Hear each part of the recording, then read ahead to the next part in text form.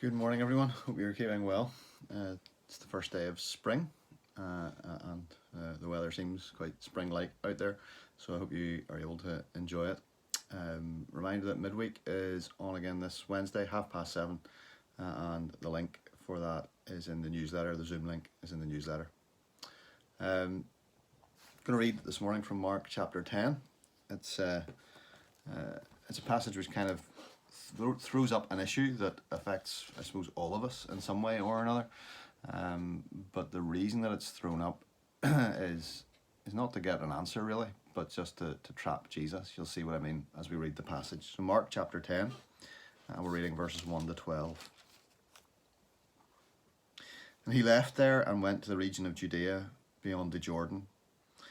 And crowds gathered to him again and again, as was his custom, he taught them. The Pharisees came up and in order to test him asked, "Is it lawful for a man to divorce his wife?" He answered them, "What did Moses command you?" They said, "Moses allowed a man to write a certificate of divorce and to send her away." And Jesus said to them, "Because of your hardness of heart, he wrote you this commandment. But from the beginning of creation, God made them male and female. Therefore a man shall leave his father and mother and hold fast to his wife, and the two shall become one flesh. So they are no longer two, but one flesh. What therefore God has joined, let not man separate." And in the house the disciples asked him again about this matter. And he said to them, "Whoever divorces his wife and marries another commits adultery against her. And if she divorces her husband and marries another, she commits adultery." There's a difference, isn't there, between an honest question and a question that's set as a trap. Tomorrow morning we'll see someone coming to Jesus with an honest question, but this is a trap. It's entirely intended to catch Jesus out, to see which way he will go in a particular dispute that's going on among the religious leaders at that time. The issue is divorce, and divorce is always a hard issue to deal with. It's personal, it's complex, people experience it in all kinds of different ways, and it's pastoral, of course. It's about people and people who are hurting. It has huge personal consequences for anybody who goes through it. But the Pharisees don't care about any of that. They don't care that this is an incredibly sensitive pastoral question. They just see it as a potential trap by which they can catch Jesus. And the trap that they're trying to get him to fall into is this: which is right? Is it God's creative purpose as expressed in Genesis?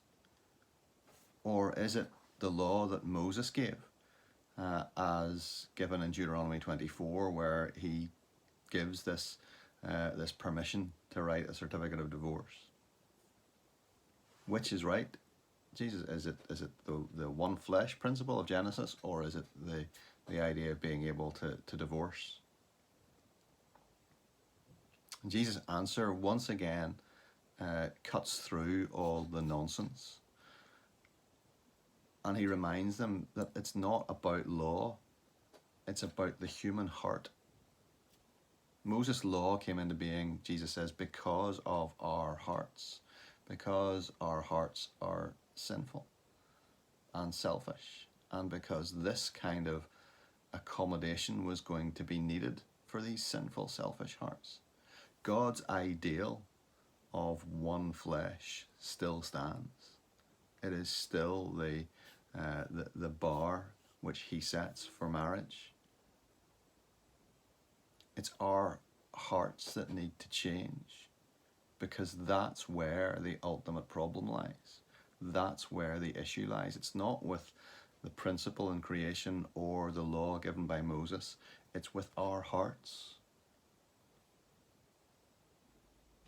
Because ultimately, if you put divorce to one side, where does adultery come from? Where does all sin come from? Jesus has already told us. It's Mark 7. It's the human heart. That's where it all comes from, and that's where the problem lies. The issue really is that we are broken, and so our relationships will be broken relationships, all of them. The best marriages are still marriages that are tainted by sin and selfishness. And divorce, when it happens, is a tragic reality that calls not for debate or discussion, but for compassion, for mercy, and for grace to be shown. And we can thank God that He offers us in Christ sufficient grace for all of our sin and for all of our failures, everything that we've been through. So whatever your experience of this question that's raised with Jesus, whatever your experience of marriage and divorce,